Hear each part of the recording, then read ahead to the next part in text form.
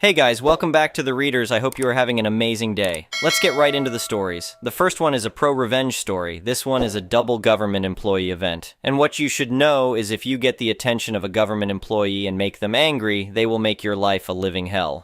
Sorry, this is a long one. The setup is that I was working for a local county government in the environmental compliance department that handled drainage and floodplain enforcement in 2023. I received a complaint from a homeowner, Tom, really decent fellow, who lived next door to a house that was part of an incorporated village. Mr. Peterson, not so decent. Tom lived in an unincorporated portion of the county, hence the call to me as an agent of the county. When I drove out to investigate, Tom greeted me at his driveway. "Thanks for coming out. It's been getting worse with every rainfall," he said, pointing to the obvious water damage on his property. I discovered some concerning details. The permitting agent for the village had allowed Peterson to raise his lot with fill dirt, which was now causing Tom's property to flood whenever there was more than a light rain. During our conversation, Tom mentioned there was tension between him and Peterson, partly because Tom and his husband had recently moved to the neighborhood. This raised a red flag for me, but trying to remain impartial, I documented everything and took photos for the file. "I'll contact the village and see what we can do to resolve this," I told Tom. I wrote a letter and called the village inspector, Richardson, to discuss. The conversation went downhill fast. "Listen here," Richardson barked through the phone. "The village can do whatever it wants. You have no authority here." Then he added something that really got under my skin. "Besides, those people are just trying to cause trouble in our nice neighborhood." I sat up straighter in my chair. "Those people? Could you clarify what you mean by that?" Richardson's response made it clear. This was now personal. "If there's one thing I can't stand, it's discrimination masked as bureaucracy." I returned to the site and informed Tom about my intentions. "I'm going to make sure everything here is completely by the book," I assured him. While taking measurements, Peterson stormed out of his house. "What do you think you're doing? This is village property. You have no jurisdiction here." "Actually," I replied calmly, pulling out my two-way radio, "since there's a regulatory floodplain on your lot, I have every right to be here. Let's get both village and county police here to confirm that." When both police units arrived, they were visibly annoyed at being called out. "Sir," the county officer said to Peterson, "this inspector is well within their authority." Richardson showed up minutes later, red-faced and hostile. "You're harassing our residents. I'm calling your supervisor." "Please do," I responded, continuing to mark the floodplain boundaries with bright orange chalk. "Make sure to reference codes 7.2 and 8.4 when you file your complaint." Richardson stepped forward to block my path and got chalk on his shoe. This led to more yelling about property damage, though the chalk would wash off with the next rain. My investigation revealed two major violations: unauthorized fill in the floodplain and a garden shed built on that fill. Both violated federal regulations. The resolution had two parts. Peterson needed to remove the fill and shed from the floodplain, and Tom could add fill to his lot outside the floodplain to balance the drainage. "You might want to consider installing a drainage tile along your property line," I suggested to Tom. "It'll help with any future water issues." The inevitable meeting at the county office with Peterson, Richardson, and my supervisor went exactly as expected. "This is a clear abuse of power," Richardson shouted, pounding the table. Our department head, Miss Martinez, stepped in. "Gentlemen, you can either comply with federal regulations or face substantial fines. Your choice." The best part? Peterson had to apply for a new permit, which landed on my desk for review. While I followed all regulations strictly, everyone knows government workers are overworked and underpaid. Somehow, Tom's permit sailed through while Peterson's required multiple reviews for technical accuracy. "Sorry, Mr. Peterson," I'd say each time, "but Section 4.3 requires exact measurements, and these are off by half an inch." After 3 rejected applications, Peterson finally got it right. Had he come to the office for guidance like most people do, I would have helped him get it right the first time. But he chose the difficult path, so I ensured every measurement and detail was perfect before approval. The situation eventually got resolved, but it took far longer than necessary. Moral of the story: don't be an entitled homophobic jerk when dealing with government employees. The next one is an entitled people's story. Let me tell you about how my dream home renovation project turned into an 8-month nightmare thanks to a power-tripping homeowner association that didn't even have authority over my property.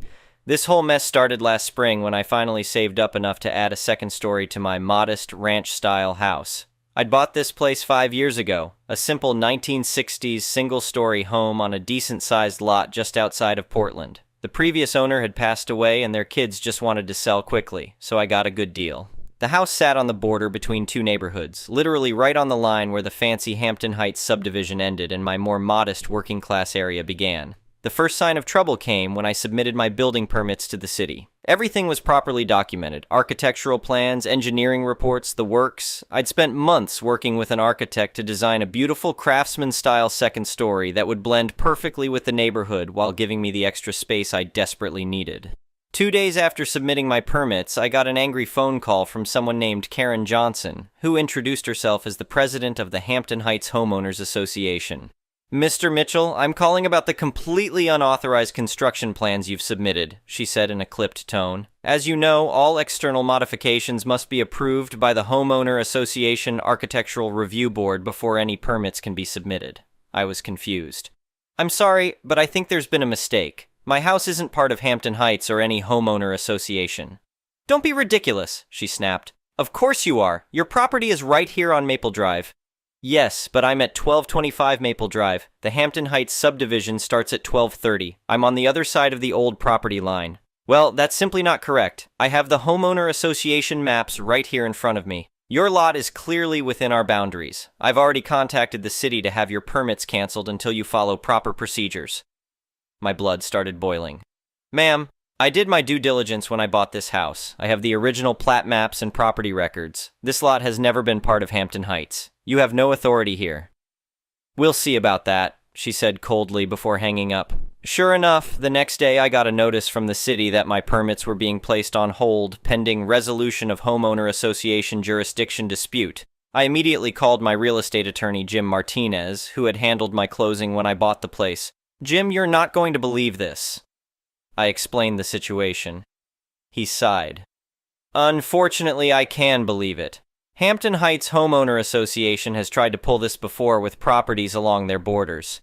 They try to gradually expand their territory by intimidating homeowners into thinking they're subject to homeowner association rules. Let me pull your files and we'll get this sorted out." That's when things started getting interesting. Jim sent a formal letter to both the homeowner association and the city documenting that my property was definitively outside homeowner association boundaries, including historical plat maps and property records going back to the 1950s. He demanded they immediately withdraw their baseless objection to my permits. Instead of backing down, Karen and her homeowner association board doubled down. They sent a 20-page response claiming that because my driveway connected to a Hampton Heights street, I was automatically subject to their jurisdiction. They also argued that my proposed renovation would damage neighborhood character and reduce property values. "This is complete nonsense," Jim told me. "Their jurisdiction claims have no legal basis whatsoever, and they have zero authority to block properly permitted construction on your private property. Time to play hardball." He filed an emergency injunction against the homeowner association to prevent them from further interfering with my permits. We also sent a formal complaint to the city documenting the homeowner association's pattern of harassment and baseless claims of authority. That's when Karen showed up at my door one Saturday morning with 2 other homeowner association board members in tow. "Mr. Mitchell, we're here to discuss a reasonable compromise," she said with a tight smile. "If you'll just agree to join the homeowner association and modify your plans to meet our architectural standards, we can put this unpleasantness behind us." I held up my phone, which was recording. "This conversation is being documented. Please leave my property immediately. Any further communication needs to go through my attorney." "Now see here," started one of her cronies, a red-faced man in a golf shirt. "We're trying to be reasonable." "You're trespassing," I interrupted. "Leave now or I'm calling the police." They left, but not before Karen turned back to say, "You're making a big mistake. We have ways of dealing with difficult people." The next week, my car was keyed in my driveway. Then someone scattered nails across my front yard. Neighborhood kids started avoiding my house, and I overheard whispers about how I was causing trouble. I installed security cameras and documented everything. Jim added harassment and intimidation to our growing legal complaint against the homeowner association. The city initially tried to stay neutral, but Jim's persistent legal pressure finally forced them to take a position. Their legal department reviewed all the documentation and concluded that yes, my property was absolutely outside homeowner association jurisdiction. My permits were reissued and construction could proceed. I thought that would be the end of it. I was wrong. The day my contractors showed up to start work, they found their access blocked by 3 cars parked across my driveway. all belonging to homeowner association board members who claimed to be having car trouble. When the police arrived, they mysteriously got their cars running again and left. The next day, Karen filed a noise complaint with the city about construction activity. The day after that, she called in a complaint about unsafe working conditions. Each complaint required an inspection and temporary work stoppage while it was investigated. Each complaint was found to be baseless. This pattern continued for weeks. Every possible delay tactic and frivolous complaint was deployed. My contractors were getting frustrated and my construction costs were mounting due to all the delays.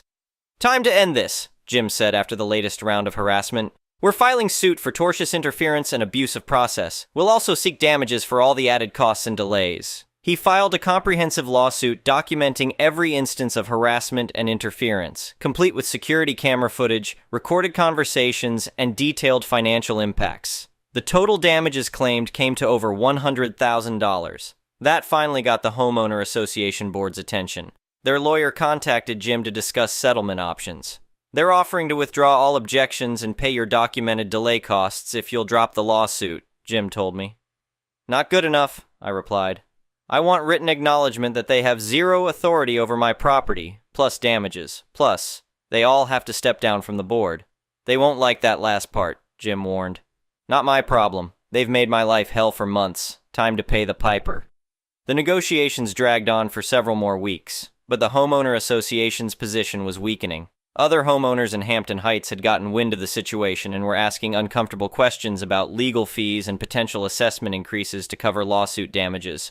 Finally, facing mounting pressure from their own members, the homeowner association board caved. They signed a comprehensive settlement agreement that explicitly acknowledged my property was outside their jurisdiction, paid $75,000 in damages and legal fees, required all current board members to resign, included a permanent injunction against interfering with my property. Karen and her cronies were forced to step down in disgrace. The new homeowner association board sent a formal apology letter to all residents explaining the situation and promising better oversight of homeowner association activities. My renovation proceeded without further incident. The new second story looked beautiful, a perfect blend of classic craftsman style with modern amenities. Several Hampton Heights residents even complimented the design and workmanship. The best part, every time I look at my expanded home, I'm reminded that sometimes you have to stand up to bullies, even if they hide behind official-sounding titles and regulations. The homeowner association learned an expensive lesson about the limits of their authority and the consequences of harassment.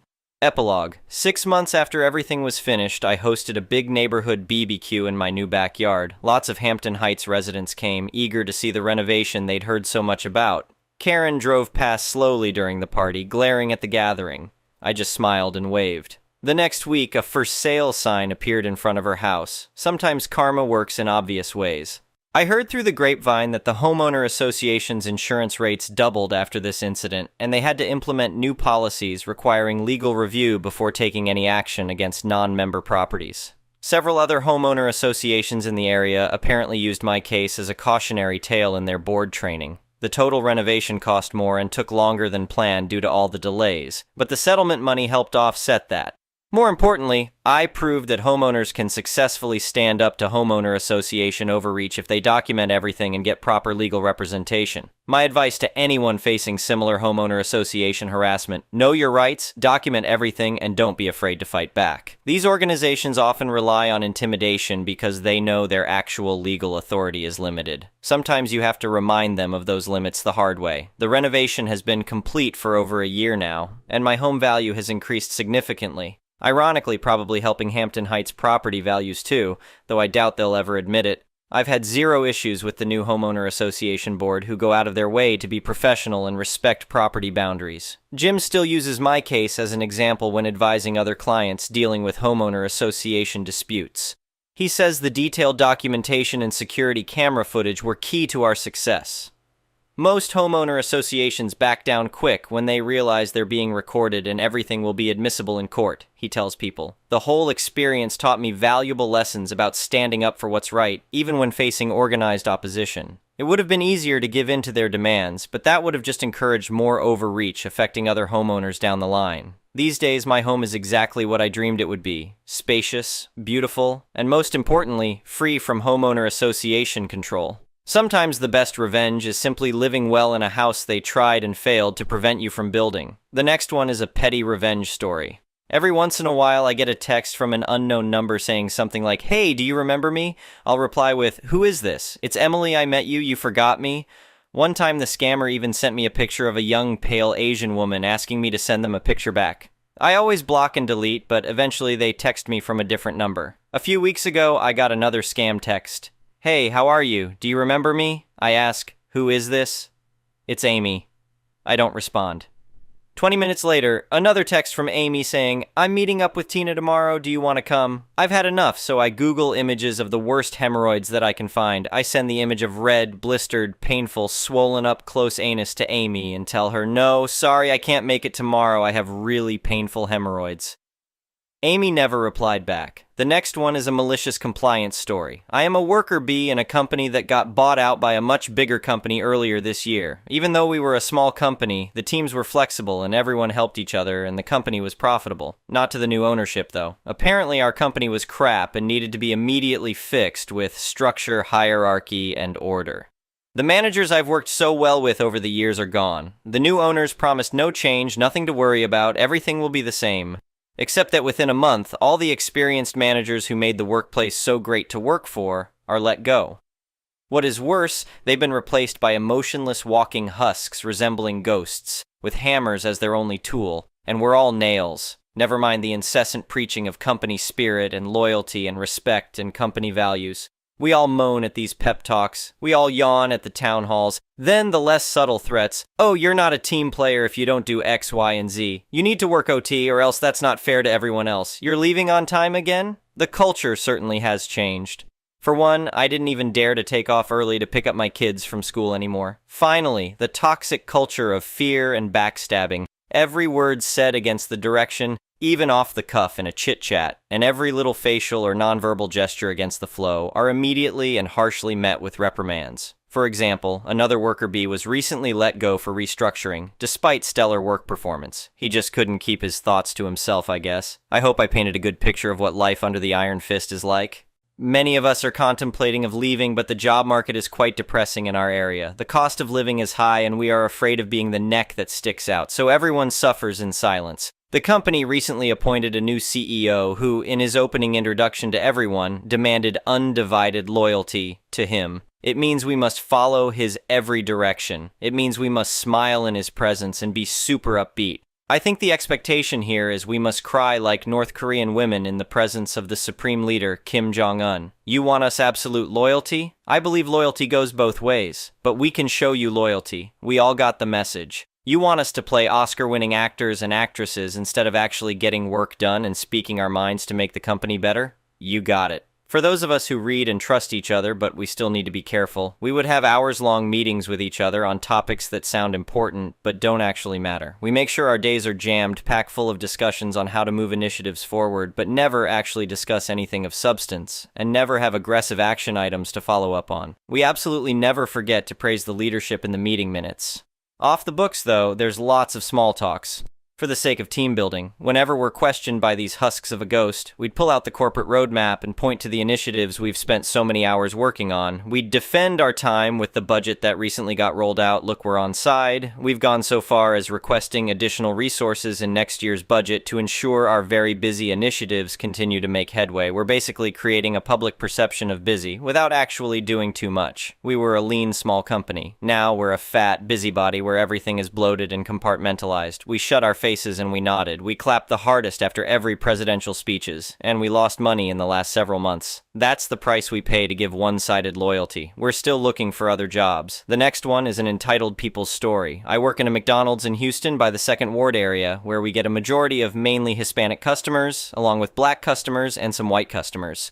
All of coworkers and all my managers are of Hispanic background, me included. This happened last Friday, and honestly I couldn't tell if the lady was trolling with me or she was being legit. She came in fighting and screaming at someone on the phone, then asked for 2 McGriddles with both bacon and sausage, and her total came out to $12.30. She only gave me $5. I told her the rest was $7.30. She asked around to all the older Hispanic men around to pay for her, and they couldn't understand her or just refused, since it was 6 a.m., and for some reason older men are always up by 5 a.m. She got really mad when no one paid for her, and she came up to my face asking why we, Hispanics, came to America when we don't even like black people, and why even move to a black neighborhood. I was super confused and just told her to not start getting racist at me and if she was going to pay for her food, but she kept going on about how we take jobs and how we're all racist Mexicans.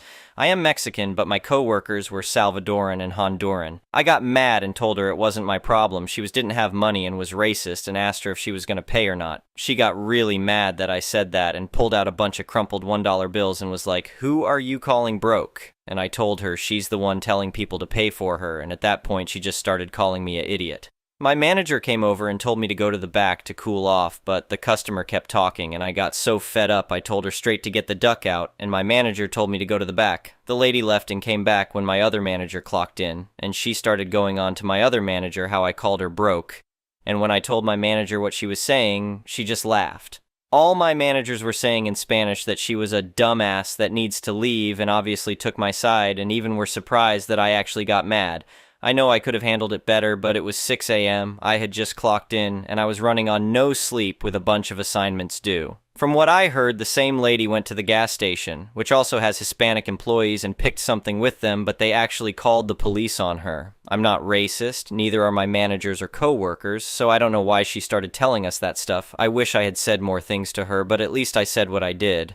I told another manager who came later what happened, and she said she was glad I stood up for myself. I'm just honestly confused as to why this even happened and why she was asking people to pay for her if she had the money. Thank you for watching. I would really appreciate it if you could like the video and subscribe to our channel if you haven't already. We'll see you again tomorrow.